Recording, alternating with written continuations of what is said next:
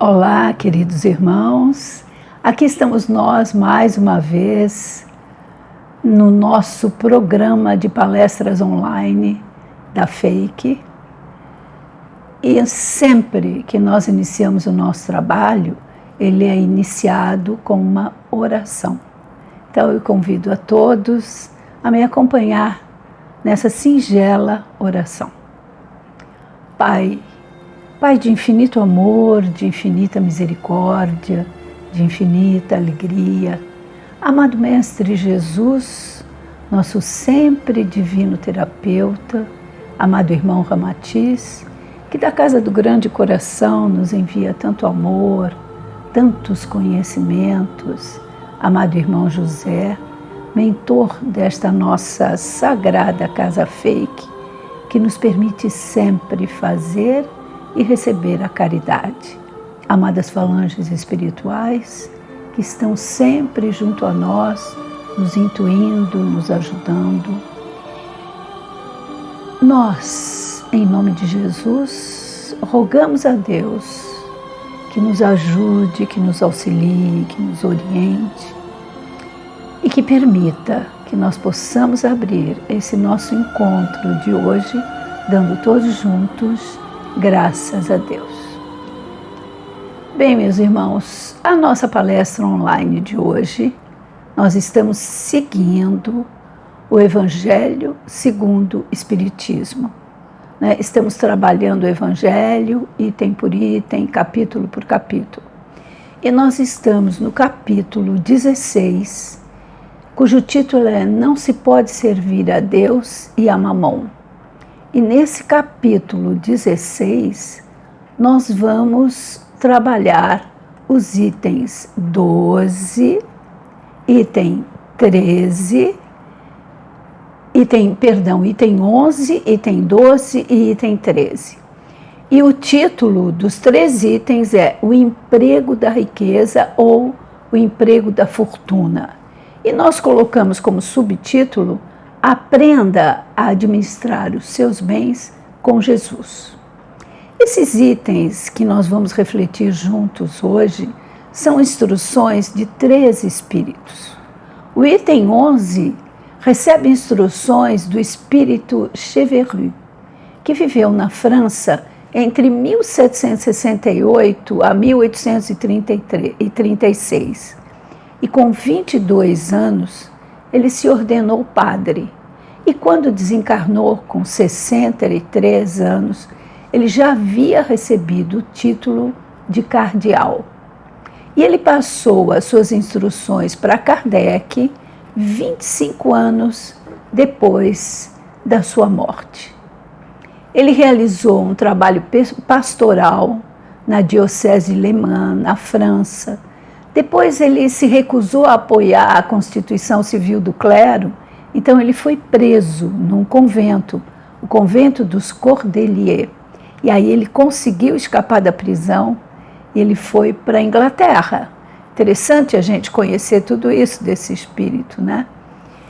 Mas quando na Inglaterra ele foi contratado para administrar um curso para refugiados franceses.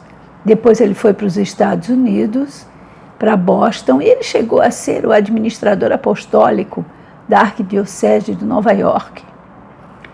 Mas com a perda iminente da sua saúde, ele foi reenviado para a França, onde lá morreu, né? Na diocese de Montauban. Então agora vamos às suas instruções. Ele começa repetindo a máxima de Jesus: não podeis servir a Deus e a Mamon. Levando-se em conta e em consideração que naquela época Mamon significava fortuna, bens pessoais, moeda, dinheiro, e ele recortou do Evangelho de Jesus as seguintes orientações de como nós podemos administrar os nossos bens, nosso dinheiro, a nossa fortuna. Então, em primeiro lugar, ele disse que temos que cuidar e ficar atentos em relação ao nosso sentimento de cobiça e de avareza. Que esses sentimentos não tomem conta de nossa alma, porque chegando o dia em que seremos questionados do que fizemos com os bens que Deus nos deu para administrar, nós seremos considerados servos fiéis se fizermos bom uso desses bens. Daí podemos refletir que os bens materiais desse mundo de Mamon estão conosco porque nos foram emprestados por Deus, isto é, porque Deus assim o permitiu, mas com a finalidade de serem empregados. E teremos que dar conta desse emprego, da nossa tarefa de administrador, quando nós deixarmos a terra. Mas Cheverus nos alerta que é uma tarefa difícil, pois nós temos que lutar com nossos desejos egóicos, que nem sempre estão de acordo com a escala de valores que sabemos que temos que seguir, isto é, com o nosso dever cristão, ético, moral, individual e social. E aí entra o conflito que vivemos constantemente, que é fazer morrer o homem velho para nascer o homem novo, como disse Jesus. E nós nos perguntamos, como fazer isso? Como cumprir o nosso dever moral e ético em relação aos bens materiais? Cheverus nos responde da seguinte forma: amai-vos uns aos outros. Aí está o segredo de como bem empregar as suas riquezas. Quem é animado pelo amor ao próximo já tem toda a sua linha de conduta traçada. O emprego que apraz a Deus é a caridade. Entendemos, sim, que devemos ser caridosos, mas será que somos? Ou será que pensamos que somos, mas ainda temos muito que aprender sobre o que é a caridade? E aqui na FEIC, por exemplo, nós temos muita oportunidade de fazer a caridade. Nós temos um trabalho social dirigido pela nossa querida irmã Cristina, que atende gestantes assistidas e suas famílias e seus filhos. Então nós temos essa oportunidade, nós fazemos campanha de enxoval de bebê, a campanha da cesta básica. É só vocês entrarem no nosso site e pesquisarem como fazer para contribuir e como participar como voluntário desse trabalho tão bonito, tão amoroso. E aí, Cheverus nos alerta que dar o que nos sobra é fácil, mas que devemos experimentar dar ao outro o que consideramos que é também muito necessário para nós, aquilo que nós achamos que poderá nos faltar. Isso é uma grande prova de fé. E nós vamos conseguir verificar como está o nosso sentimento. Ele é de escassez ou é um sentimento de abundância? Para isso, nós temos que fazer a prova, temos que vivenciar essa experiência. E será que realmente eu acredito que o Senhor é meu pastor e de nada sentirei falta? Nada me faltará? Eu fazendo a minha parte e crendo fielmente que Deus fará a dele? Bem, isso é um questionamento e é uma experiência que nós podemos fazer.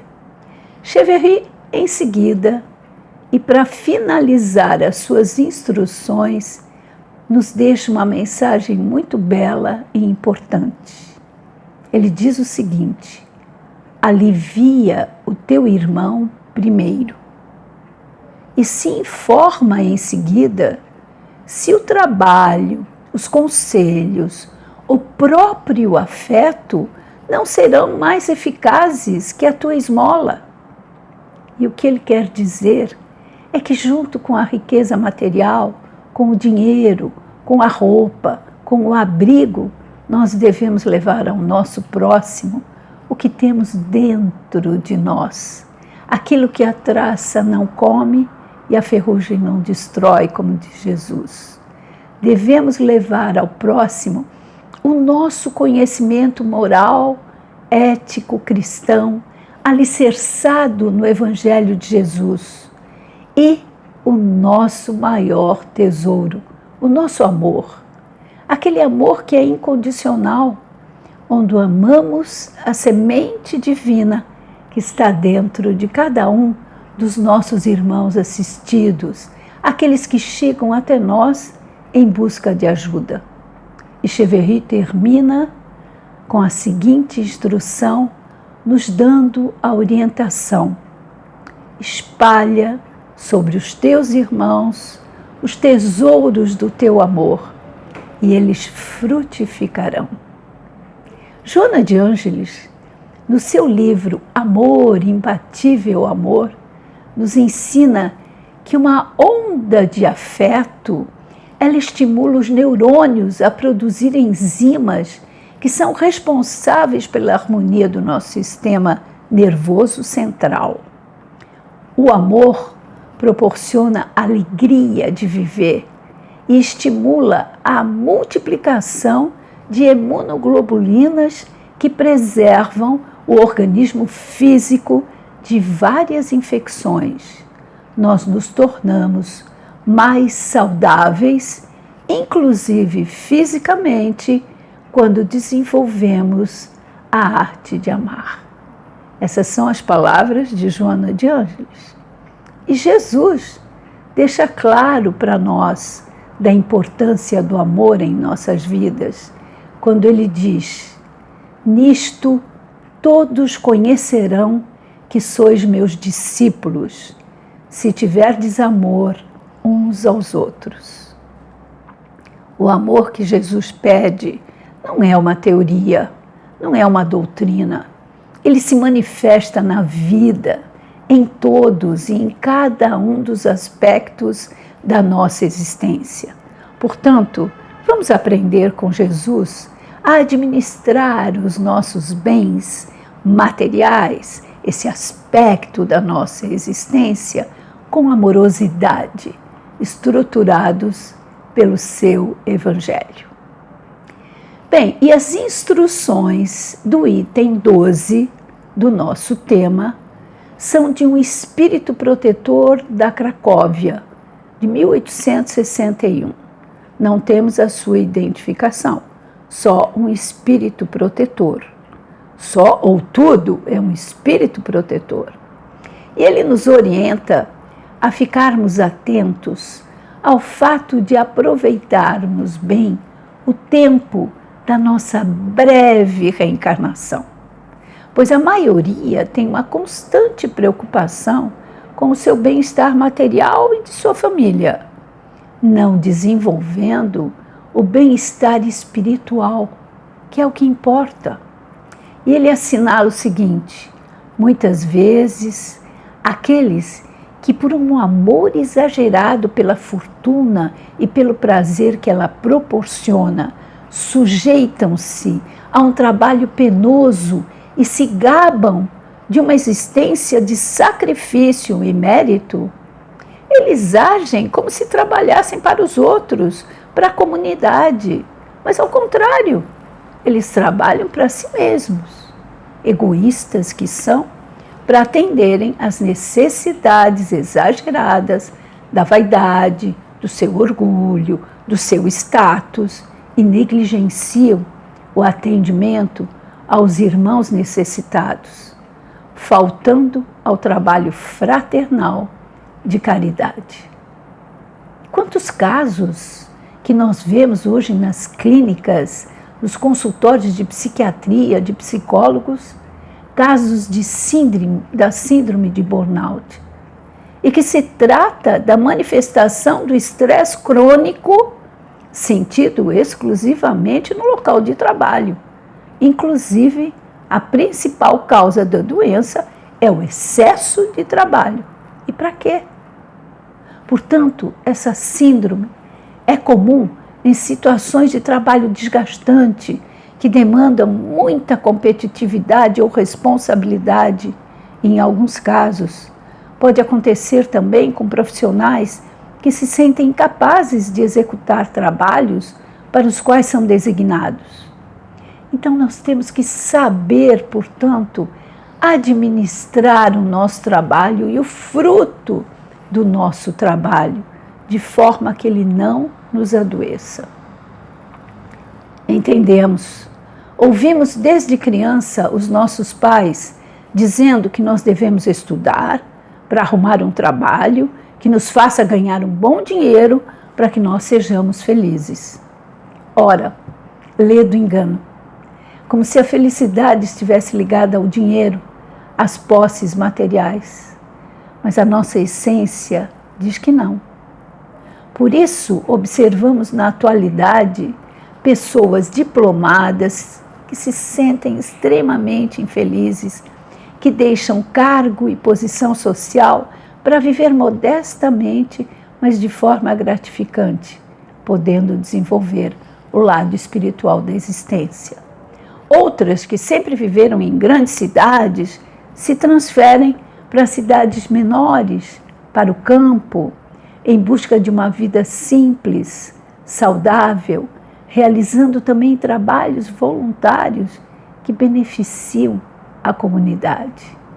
E Jesus nos ensina que podemos cultivar a paz interior, o prazer pela vida, o amor pela natureza, a tranquilidade familiar, espalhando nossa riqueza material ao redor, proporcionando o bem-estar social.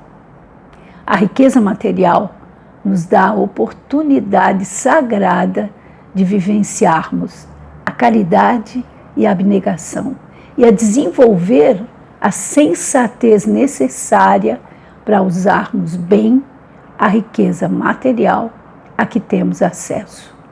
E para tanto, devemos conhecer e vivenciar as palavras de Jesus através do seu Evangelho e tê-las como roteiro que nos permitirá direcionar os nossos passos no sentido do bem maior, nos tornando ricos de solidariedade, de amor e de caridade. E as instruções do item 13 são do espírito Fenelon, ditadas em Argel em 1860. Quem foi Fenelon? Fenelon é um dos espíritos da codificação espírita que pertence à equipe do Espírito da Verdade e que se comunicou com Allan Kardec para que ele pudesse trazer o espiritismo à humanidade terrena no século XIX. Fenelon é o nome literário de François de Salignac de la Motte. Ele é nascido no castelo de Fenelon, em Périgord. Ele nasceu em 1651. Ele foi prelado e escritor francês.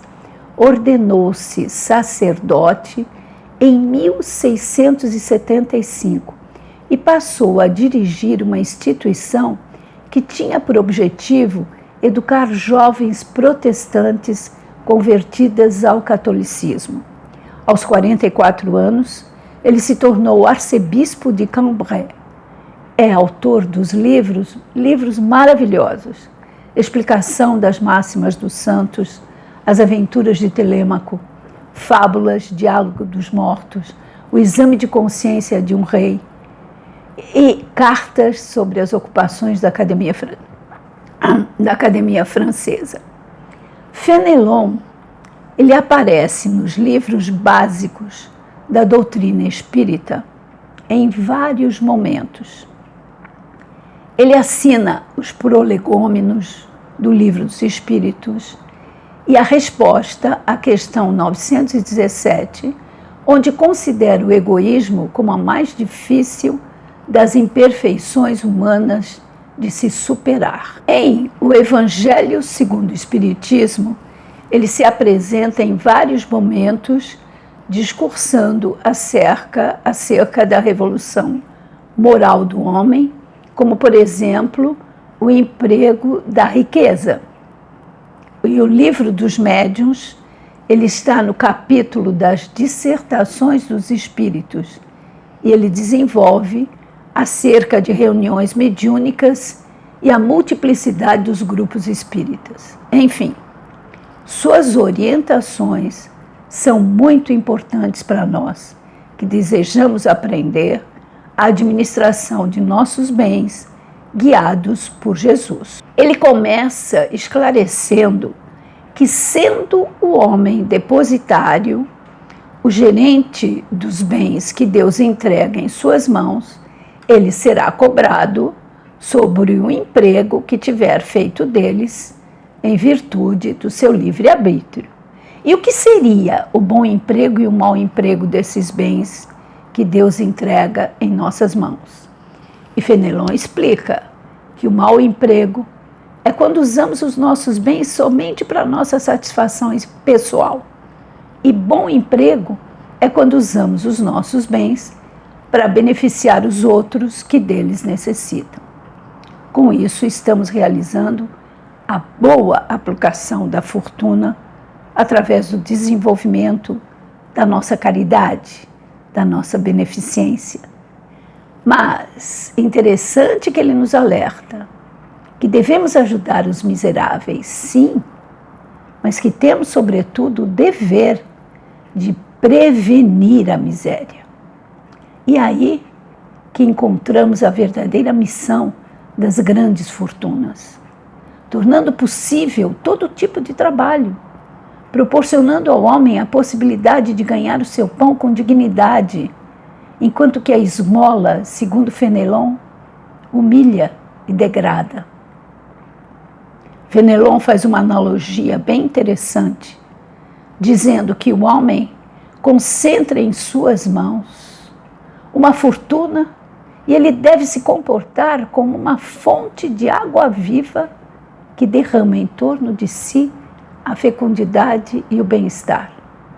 Logo, ele esclarece aos ricos que eles serão os primeiros a matar a sede nessa fonte de benesses. Jesus deixa claro que é dando que se recebe. E esses serão chamados, como na parábola dos talentos, pelo Senhor: ó bom e fiel servidor, vem alegrar-te com o teu Senhor. E ainda nos esclarece que Jesus só falava em esmola porque naquela época não se conhecia ainda o trabalho das indústrias como mão de obra para o sustento de alguém. Trabalho esse que permite ser útil, dando emprego à comunidade em geral. E Fenelon termina o seu texto com um apelo dramático, dizendo: dai esmola quando isso for necessário, mas tanto quanto possível, converte-a em salário, para que aquele que a receba não se envergonhe dela. E atualmente, no mundo contemporâneo, nós que temos nossa consciência um pouco mais ampliada, sabemos que nos envergonhamos da forma como tratamos os nossos irmãos que possuem suas necessidades básicas não atendidas. Estamos ainda muito longe de sermos seres sociais medíocres. Nós somos inúteis na prevenção da miséria. Os mais honestos pagam seus impostos, mas não verificam onde esse dinheiro, essa fortuna coletiva, está sendo devidamente empregada, a fim de evitarmos o roubo, as falcatruas, as fraudes feitas com o dinheiro público. E sem consciência política, exercemos ainda o voto de manada, pois não temos formação nem educação cívica, política, para escolhermos pessoas confiáveis do bem que saberão administrar a fortuna que se derrama nos cofres públicos de nosso país.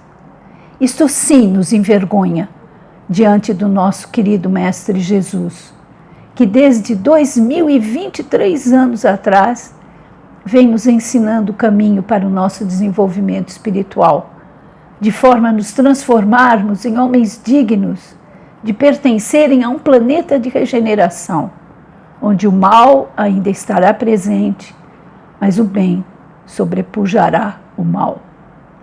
Mas temos fé que, sob a tutela e guia de Jesus, conseguiremos aprender a administrar os nossos bens materiais de forma a diluir a nossa vergonha social, abrindo espaço para que chegue o amor incondicional ao nosso próximo, com caridade, com misericórdia e com justiça. Que o amor de Jesus banhe sempre os nossos corações. E agora, meus irmãos, terminamos esse nosso pequeno encontro online, pedindo a todos que se concentrem na nossa oração. Pai, Pai de infinito amor, Pai misericordioso, Jesus mestre amigo, amado irmão Ramatiz, amado irmão José, amado irmão Bezerra de Menezes, que com suas falanges de cura estão sempre também junto a nós.